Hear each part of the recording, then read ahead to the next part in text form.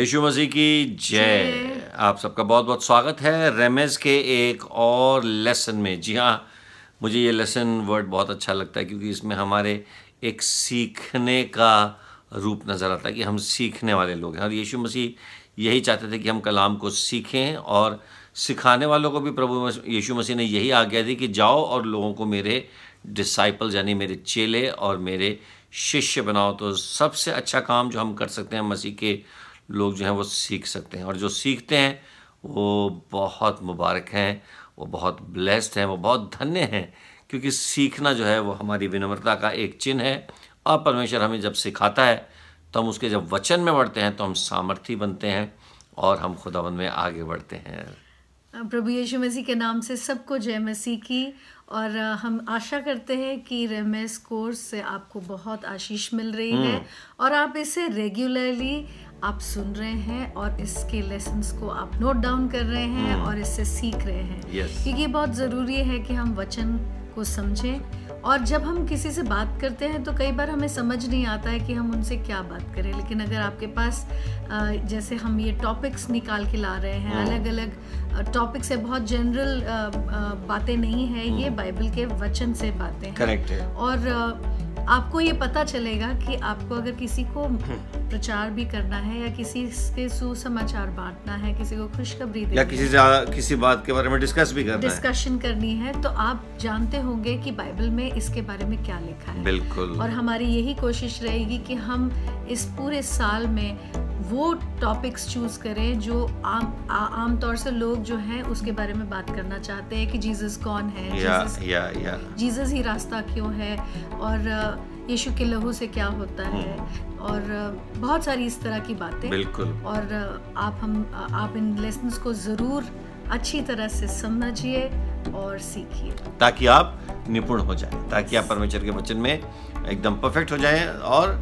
आप उसके बाद अपने फेथ को भी डिफेंड कर पाएंगे, कि आप बता सकें कि क्या होता है। और आज हम बात करने जा रहे हैं टेम्पटेशन यानी आजमाइश की, यानी परीक्षाओं की। और टेम्पटेशन एक ऐसी टेम्पटेशन जो हमें टेम्प्ट करती हैं, जो हमें किसी ना किसी बुराई के रास्ते में लेके जाती हैं। परीक्षाएं जो होती हैं वो अलग तरह की होती है, लेकिन ये जो टेम्पटेशन है थोड़ा परीक्षा से अलग है। प्रलोभन जिसको हम कह सकते हैं। और ये जो टेम्पटेशन है ये शैतान का अटैक होता है, कि जो शैतान है वो अक्सर चाहता है कि हम उसके प्रलोभन में फंस जाएं और गुनाह में पड़ जाएं। और यही जो है अटैक जो है, जो मोस्टली जो क्रिश्चियन है वो इस अटैक से ज़रूर निकलते हैं। और जो इसमें दो तरह के स्फीयर्स हैं या दो तरह के इसके अंदर एंगल्स हैं जिसको हम देख सकते हैं। पहला है कि जो शैतान हमें अटैक करता है वो एक तो हमें ख्वाहिशों के ज़रिए अटैक करता है, the desires of the world, है ना, ताकि हम दुनिया की जो ख्वाहिशों के अंदर उसके लालच में फंस जाए। जी हाँ, और ताकि उनकी मटेरियल ब्लेसिंग्स के लालच में फंस जाएं, और ऑनर और रिकग्निशन, ताकि लोग हमें पहचाने और बड़ा नाम करने की हम ख्वाहिश रखने लगें। और फिर जो है ऐश करने की जो, और अय्याशी का जो एक हम वो बना लेते हैं, अगर मन की हमको अय्याशी करनी है इस दुनिया में, है ना। तो लेकिन पहला यूहन्ना 2:15 में परमेश्वर का वचन कहता है कि do not love the world और anything in the world, for if anyone loves the world the love of the Father is not in him. जी हाँ, 1 जॉन 2:15। 1 जॉन 2 और उसका 15 वर्स, तुम ना तो संसार से और ना संसार में की वस्तुओं से प्रेम रखो। जी हाँ, यदि कोई संसार से प्रेम रखता है तो उसमें पिता का प्रेम नहीं है। बिल्कुल बिल्कुल बिल्कुल, तो उसमें पिता का प्रेम नहीं है। अगर हम संसार से प्रेम रखते हैं, यानी हम संसारी बन के, लोग इसको एक्चुअली वर्च्यू मानते हैं कि बड़े संसारी आदमी हैं। नहीं, ये संसारी होना दुखों की जड़ है। ये जो संसारी होना, वर्ल्डली होना जो है, कहते हैं ना, बड़ा वर्ल्डली वाइज है ना। बाइबल में वर्ल्डली वाइज को अच्छा नहीं कहा गया, बल्कि गॉडली विजडम के बारे में बात की गई है।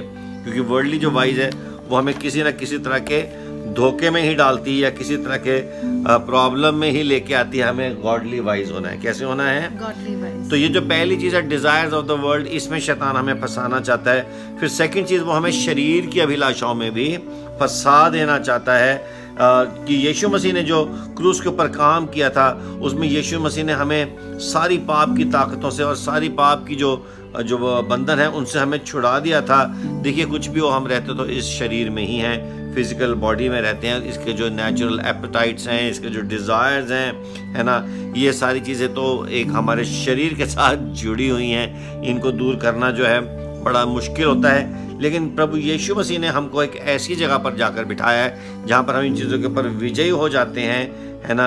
और जैसे याकूब की किताब 1 और 14 में लिखा है, book of James chapter 1 verse 14 में लिखा कि एवरी मैन इज टेम्पटेड, कि हर आदमी के ऊपर टेम्पटेशन आती है, when he is drawn away of his own lust and enticed. जी हाँ, परंतु प्रत्येक व्यक्ति अपनी ही अभिलाषा में खिंचकर और फंसकर परीक्षा में पड़ता है। हर आदमी अपनी ही अभिलाषा के अंदर खिंचकर और फंसकर परीक्षा में। तो अभिलाषा और परीक्षा, पहले अभिलाषा आती है, फिर वो हमें परीक्षा में ले जाती है। और इसके आगे का वर्स जो है वो भी बहुत खूबसूरत है कि फिर अभिलाषा गर्भवती होकर पाप को जनती है, और पाप जब बढ़ जाता है तो मृत्यु को उत्पन्न। जी हाँ, टेम्पटेशन अल्टीमेटली हमें मृत्यु की तरफ ले जाती है। ये इसका प्रोसेस, ये इसकी प्रोग्रेशन है कि हम अभिलाषा से शुरू होते हैं और मृत्यु तक पहुंच जाते हैं, और उसके रास्ते में 2-3 जो पड़ाव पड़ते हैं वो जो है उसी के अंदर जो है हम पूरी तरह से उलझ जाते हैं। और यही हो रहा है दुनिया के अंदर, लोग इन चीज़ों में उलझे हुए हैं, और ये जो टेम्पटेशन है ये हमें बुराई की तरफ ले जाती है और हमें मृत्यु की तरफ लेके जाती है। और जैसा कि रीना जी ने भी पढ़ा था, पहला यूहन्ना का 2:16 जरा आप पढ़िए। हाँ जी,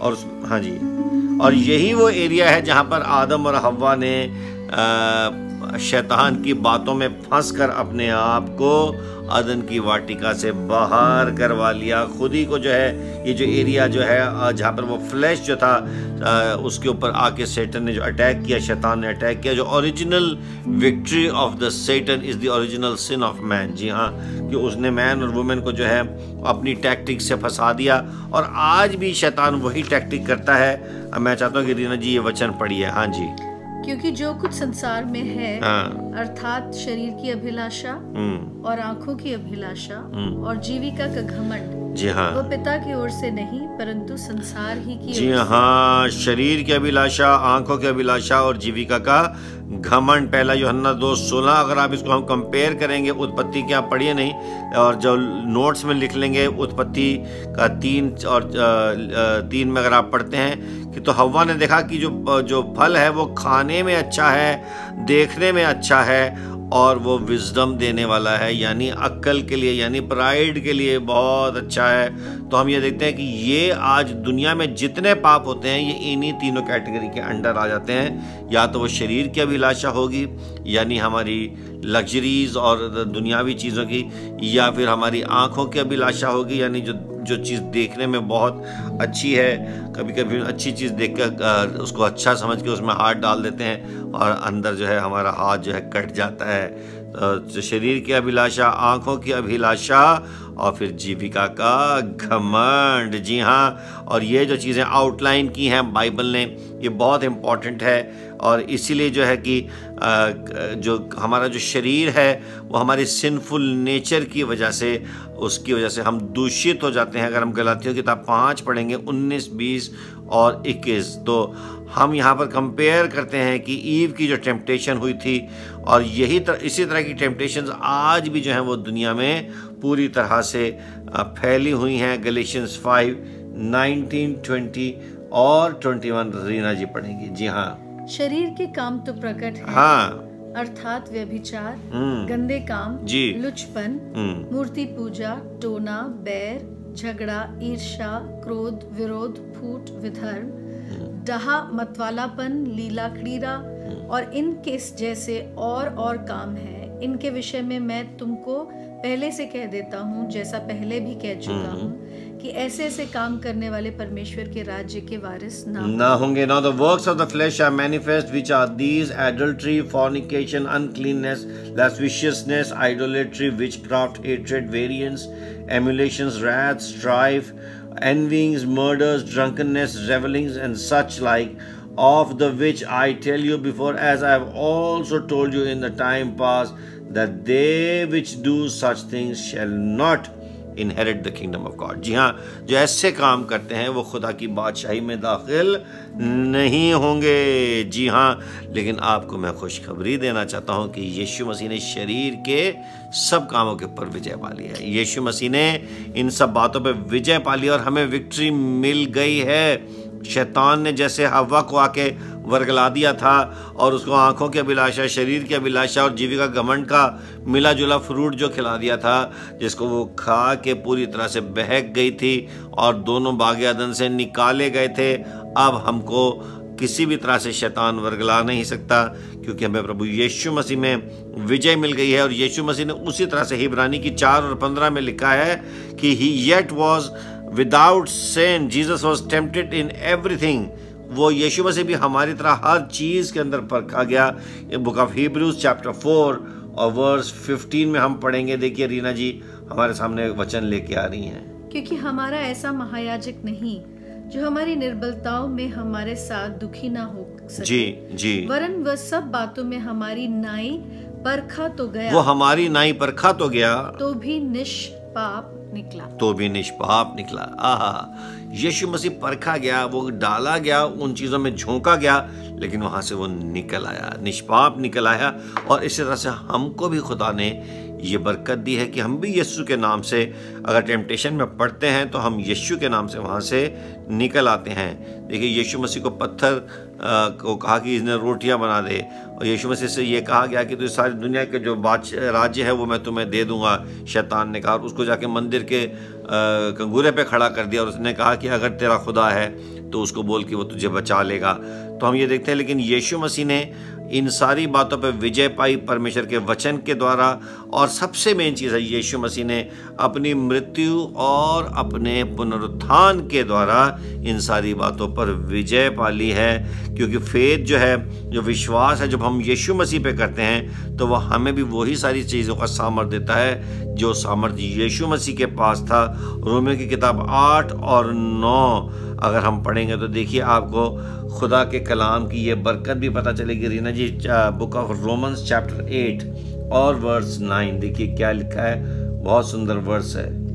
परंतु जबकि परमेश्वर का आत्मा तुम में बसता है तो तुम शारीरिक दशा में नहीं परंतु आत्मिक दशा में। हालेलुया। जब परमेश्वर का आत्मा हमें बसता है तो हम शरीर की दशा में नहीं है, हम आत्मिक दशा में है। यदि किसी में मसीह का आत्मा नहीं तब वह उसका जन नहीं, और अगर किसी में मसीह का आत्मा नहीं है तो वो प्रभु का जन नहीं है। तो प्रभु का जन तब हम हो जाते हैं, क्योंकि जितनों ने उसे स्वीकार किया उसने अपने बेटे और बेटियां होने का अधिकार दिया। जिसने उसको स्वीकार किया, तो स्वीकार से हमें अधिकार मिलता है।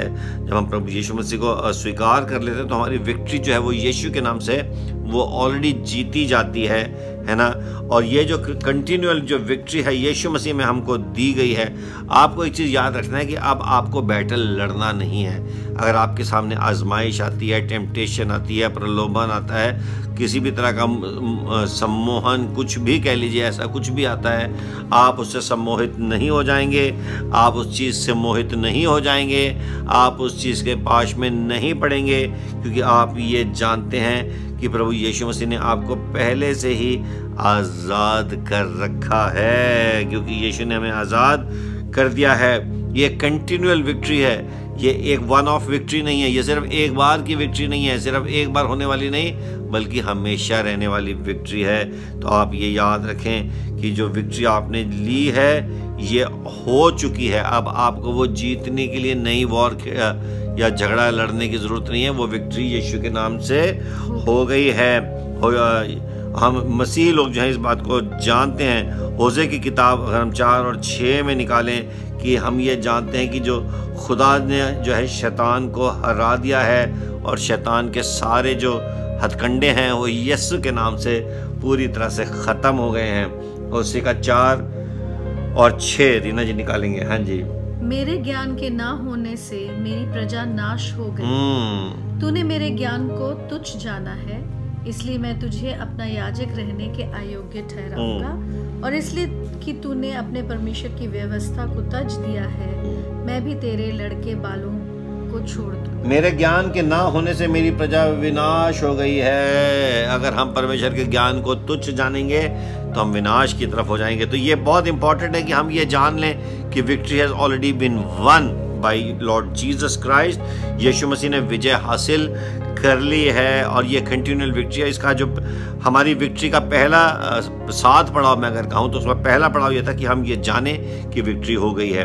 दूसरा पड़ाव ये है कि हम परमेश्वर के आत्मा में चलना शुरू करें, to walk in step with the spirit. जी हाँ रीना जी, हम तो ये कौन सा गीत गाते हैं कि उसके सबब रूह के सबब से जिंदा हुए हैं, रूह के मुताबिक चलते रहें। गलातियों का 22 और 25 5:22 गलातियों का 5, 22, 23, 24, 25 आप देखेंगे कि आपको ये गीत भी वहाँ मिलता है कि जो आत्मा के फल हैं। तो हम जब हम आत्मा में चलते हैं तो उसके फल जो है हमारे अंदर मैनिफेस्ट होने लगते हैं। तो we walk in step with God spirit. जी हाँ, तो खुदावंद ये हमारा सेकंड विक्ट्री है कि जब खुदा की रूह के साथ चलते हैं तो हमारा आत्मा शरीर की बातों पे मन भी नहीं लगाता है। और जो तीसरी बात है, हम कई लोग कहते हैं कि टेम्पटेशन जो है हम पढ़ ना जाएं। देखिए टेम्पटेशन के अंदर पढ़ना कोई बुरी बात नहीं है, लेकिन टेम्पटेशन के अंदर खो जाना यानी being tempted is not a problem, but temptation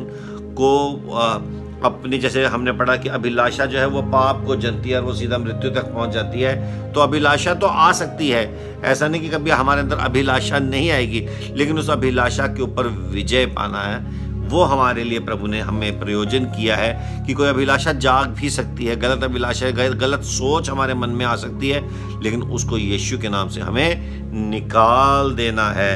और इसलिए हमको जो है, जैसे उत्पत्ति किताब में प्रभु ने सिखाया है, उसके 4थे अध्याय और 6ठी और 7वीं आयत में पढ़ेंगे। बुक ऑफ जेनेसिस चैप्टर 4 उसका 6 और 7। रीना जी आप पढ़ेंगे चैप्टर 4 है ना, जेनेसिस 4। तो यहोवा ने कैन से कहा, तू क्यों क्रोधित हुआ और तेरे मुंह पर उदासी क्यों छा गई? हाँ, यदि तू भला करे तो क्या तेरी भेंट, अगर तू भला करे तो तेरी भेंट क्यों ना ग्रहण की जाएगी? और यदि तू भला ना करे तो पाप द्वार पर छिपा रहता है और उसकी लालसा तेरी और होगी। जी हाँ, तू उस पर प्रभुता करे। जी हाँ, हमको लालसा के अंदर नहीं आना, बल्कि लालसा को हमें दबाना है। अगर हम सही रास्ते पे चलेंगे, अगर हम आत्मा में चलेंगे, तो लालसा हमारा कुछ भी बिगाड़ नहीं सकती है, क्योंकि परमेश्वर ने हमें इस लालसा के ऊपर विजयी ठहराने के लिए अपने आप को क्रूस पे चढ़ाया। The finished work on the cross is a power, a sign of our victory. खुदावंद ने हमें विजय का चिन्ह दिया है कि इस क्रूस को देखो और याद रखो कि मैंने तुम्हें विजय दे दी है। तो हमें याद रखना है कि खुदावंद ने हमें वो विजय दे दी है। और जो 1 कुरिन्थियों 10:13 रीना जी अगर आप पढ़ेंगे तो ये चौथा पॉइंट है जो आपके लिए बहुत इंपॉर्टेंट है। Understand that there is a way of escape provided. जी हाँ, तुम किसी ऐसी परीक्षा में नहीं पड़े जो मनुष्य के सहने से बाहर है, और परमेश्वर सच्चा है, वह तुम्हें सामर्थ्य से बाहर परीक्षा में ना पड़ने वरन परीक्षा के साथ विकास भी करेगा कि तुम सह सको। सीमा के बाहर परीक्षा न होगी, यीशु की मर्जी से हर बात होगी। जी हाँ, सीमा के बाहर परीक्षा नहीं होगी, यीशु मसीह की मर्जी से ही हर बात होगी। तो जितना वचन में हम समाएंगे, देखिए जितना वचन में हम जाएंगे, जितना खुदा के कलाम के अधीन हम होंगे, उतनी जल्दी जो है हम जो है अपनी टेम्पटेशन में से निकल आएंगे। टेम्पटेशन में से निकलने का रास्ता जो है खुदा ने हमारे लिए मुहैया कराया है। बाइबल में लिखा है कि सबमिट टू गॉड। खुदा का कलाम क्या कहता है कि परमेश्वर के अधीन हो जाओ। याकूब की 4:7 में लिखा है कि submit to God, resist the devil and he will flee from you. कि परमेश्वर के अधीन हो जाओ, शैतान का सामना करो तो वो तुमसे भाग जाएगा, तुम्हें छोड़ के निकल जाएगा, वो तुम्हें किसी भी तरह से परेशान नहीं कर सकता है। हमें सिर्फ यीशु के वचन में समाना है, परमेश्वर के वचन के अंदर हमको बने रहना है। तो ये हमारा विक्ट्री का चौथा चिन्ह है। तो हमारी जो कंटिन्यूअल विक्ट्री है उसका पहला जो हमारा पड़ाव ये था कि हम पहले से जानते हैं कि यीशु मसीह ने विजय को प्राप्त कर लिया है। दूसरा है कि हम परमेश्वर के आत्मा में रह के चले। तीसरा है कि हम जो है टेम्पटेशन को पहचाने की ये टेम्पटेशन है। कभी कभी हमको ये नहीं लगना चाहिए कि ये तो नेचुरल है। जी नहीं, टेम्पटेशन सींग लगा के नहीं आती है। टेम्पटेशन हमको ऐसे लगेगा कि जो बड़ी नॉर्मल ही चीज़ है ना, तो वो हमें लगता है कि नहीं जी हमको कर लेना चाहिए, लेकिन खुदा कहता है कि नहीं, ये टेम्पटेशन है, ये तुम्हें गहरे गड्ढे में जाके गिराएगी और याद रखोगी, लेकिन उसमें से निकलने का रास्ता भी प्रभु ने हमें दिया है। और इसलिए जीवन में 5वीं बात है कि अपने जीवन में सही फोकस जो है हमेशा बना के रखेंगे। कलोसियों का 3 उसका 1 और 2 कलोसियों का, since then you have been raised with Christ set your hearts on things above where Christ is seated at the right hand of God, set your minds on things above not on earthly things. जी हाँ, देखिए, सो जब तुम मसीह के साथ जलाए गए तो स्वर्गीय वस्तुओं की खोज में रहो, जहाँ मसीह वर्तमान है और परमेश्वर की दाहिनी ओर बैठा है। हालेलुया। पृथ्वी पर की नहीं परंतु स्वर्गीय वस्तुओं पर ध्यान लगाओ। स्वर्गीय वस्तुओं पर ध्यान, इसका क्या मतलब है रीना जी, स्वर्गीय वस्तुओं पर ध्यान लगाना? जब आप स्वर्गीय वस्तुओं की बात कर रहे हैं तो मुझे परमेश्वर ने जब कहा था कि तुम ऐसे प्रार्थना किया करो कि हे हमारे पिता तू जो स्वर्ग में। वाह, जी हाँ। और स्वर्गीय वस्तुएं जो है वो सिर्फ जो परमेश्वर से प्यार करते हैं उनको मिलती हैं। और स्वर्गीय वस्तुओं में आत्मा के फल आते हैं, वो हर खुशी आती है जो परमेश्वर हमें देना चाहता है। और इतनी सुंदर लॉर्ड्स प्रेयर है जिसमें हम ये भी कहते हैं कि तू हमें परीक्षा में न ला, बुराई से बचा। तो जो अभी हम वचन सुन रहे थे उसमें यही लिखा था कि ये बुराई तो हमारे आसपास है, लेकिन अगर हमारा ध्यान जो है आत्मिक चीजों पर होगा, स्वर्गीय चीजों का पर होगा, तो हम उस टेम्पटेशन में कभी नहीं पड़ेंगे। लेकिन अगर हमारा ध्यान शरीर की बातों पर होगा और हमारा ध्यान जो होगा वो इन चीजों पे ज्यादा चलता होगा, तो फिर हम आत्मिक चीजों के ऊपर नहीं चल पाएंगे। हमारी जो स्पिरिट है वो जो है वो कम होती जाएगी और शरीर के काम बढ़ते जाएंगे और आत्मिक चीजें हमारे जीवन में फिर तो टेम्पटेशन आनी ही आनी। जी हाँ, और इसका फिर सही तरीका क्या है कि कीप द राइट फोकस, है ना, जीवन में सही। और बाइबल में फिलिप्पी की किताब 4:8 में लिखा है कि जो बातें अच्छी हैं, जो बातें सच्ची हैं, जो बातें सीधी हैं, उनकी बात करें। जब हम सीधी और अच्छी सीधी बातों पे बात करेंगे, और हम लोग जनरली क्या करते हैं, जो बातें टेढ़ी हैं, जो बातें छोटी हैं, जो बातें मक्कारी की हैं, उनकी बातें ज्यादा करते हैं। लेकिन हम गाते हैं ना हमेशा, जो बातें सच्ची हैं, है ना, जो बातें अच्छी हैं, जो बातें सीधी है उनकी बात करें, जो बातें सच्ची हैं। जी हाँ, अच्छी सच्ची और सीधी बातों पे अगर हम फोकस करेंगे तो आत्मिक जीवन पे हमेशा ऑटोमेटिकली हम बने रहेंगे। तो हमने ये 5वां पॉइंट देखा, और अब हम 6ठा पॉइंट देखेंगे कि जहाँ पे टेम्पटेशन है उस एरिया से ही निकल जाओ। जहाँ पे हमारे सामने प्रलोभन आने के जो चांस हैं, आप उस एरिया से निकल जाएं। जहाँ पर आपको लगता है कि इधर झूठ बोलना पड़ेगा, वहाँ से हट जाएं। जहाँ पर आपको ये पता लगेगा कि यहाँ पे हमको रिश्वत देनी पड़ेगी, उस एरिया से निकल जाएं। या आपको पता चले कि यहाँ पे व्यभिचार होगा, वहाँ से आप निकल जाएं। जहाँ गंदगी का आत्मा है वहाँ से आप निकल जाएं। साम 101 और उसकी 3री आयत में देखिए क्या लिखा है, मैं किसी ओछे काम पर चित न लगाऊंगा। हाँ, मैं कुमार्ग पर चलने वालों के काम से घिन रखता हूँ, ऐसे काम में मैं न लगूंगा। ऐसे कामों में मैं नहीं लगूंगा। मैं किसी भी, पहली लाइन क्या था, पहला वर्ष क्या, ओछे कामों पे न लगाऊंगा। हाँ, I will set no wicked thing before my eyes. मैं अपनी आंखों के सामने कोई भी ऐसी चीज को एंटरटेन भी नहीं करूंगा। जी हाँ, और कभी कभी वो धन भी हो सकता है, वो स्त्री भी हो सकती है, वो पुरुष हो सकता है, वो ABCD कुछ भी हो सकता है। हमें याद रखना है कि शैतान बहुत चालाक है, वो कोई भी रूप धर के हमारे सामने खड़ा हो सकता है और हमें पाप में डाल सकता है। बाइबल में लिखा है कि हमें शैतान की जो युक्तियों से बहुत बचे रहना है। 2 Corinthians 2 और 11, 2 Corinthians 2 और 11 में 11 में देखिए रीना जी क्या लिखा है। 2 Corinthians 2:11 देखिए। हाँ,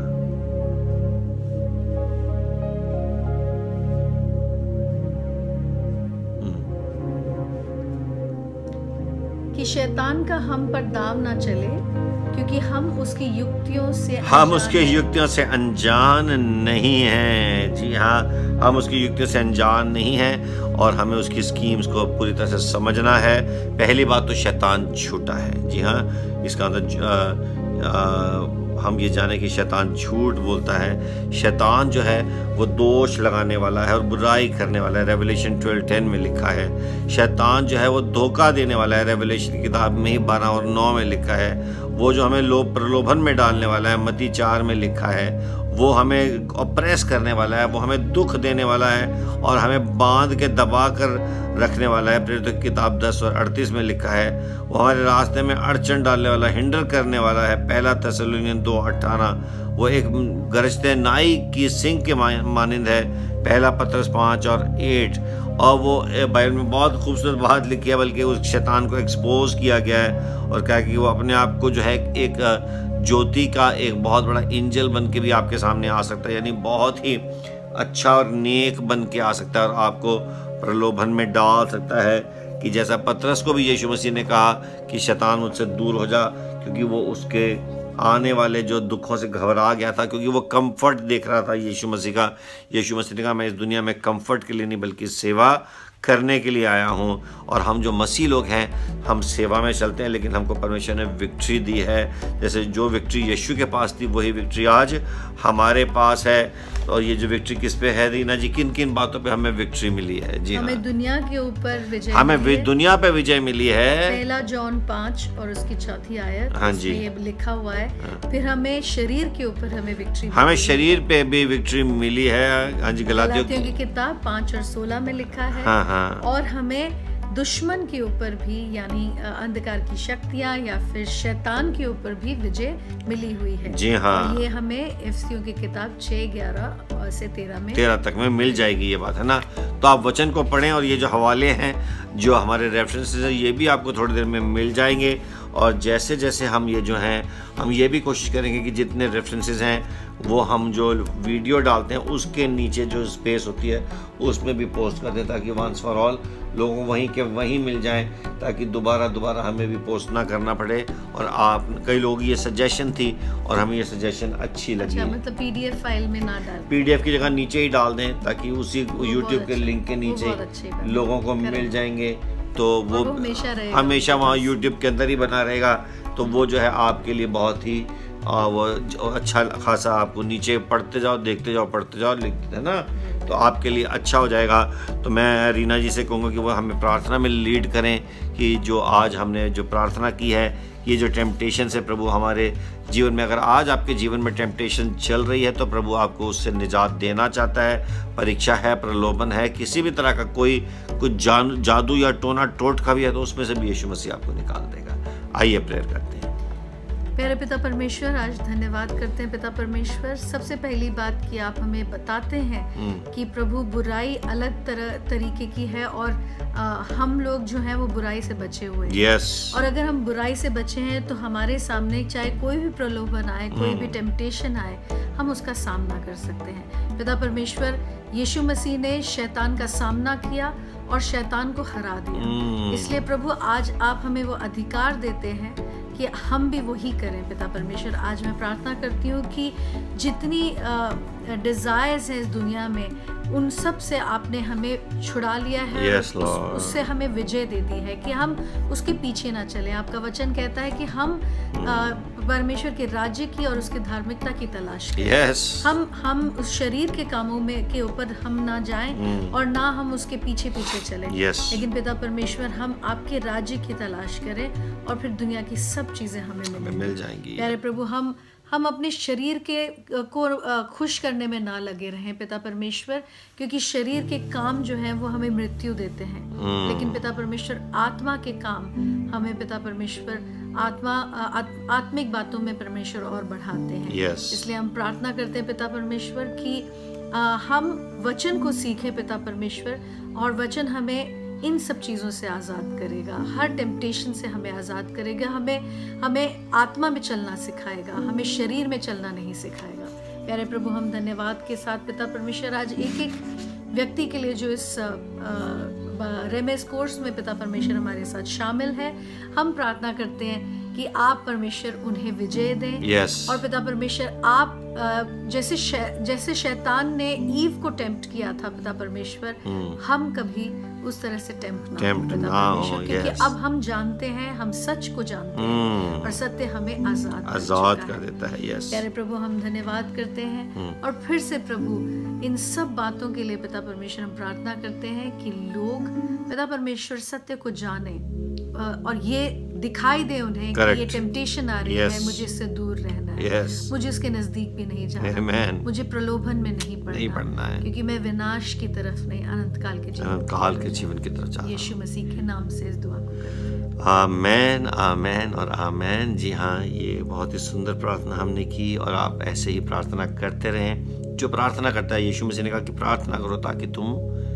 परीक्षा में ना पड़ो। जी हाँ, तो प्रार्थना करते रहें, परीक्षा से बचे रहें, रेमेज में बने रहें, सीखते रहें रेमेज, क्योंकि रेमेज आपके लिए बरकत लेके आया है। और आपके कोई भी सवाल हैं या कोई फीडबैक है, आप हमको ज़रूर लिखिए। आप चाहें तो नीचे यूट्यूब के लिंक के नीचे भी आप पोस्ट कर सकते हैं। ज़रूर नहीं कि आप हमको मेल ही करें। आप यूट्यूब को बहुत अच्छा ज़रिया बना सकते हैं एक सवाल जवाब का, और हमारे लिए वो एक बहुत बेहतर फोरम हो जाएगा। तो God bless you once again. यीशु मसीह की जय। Take care.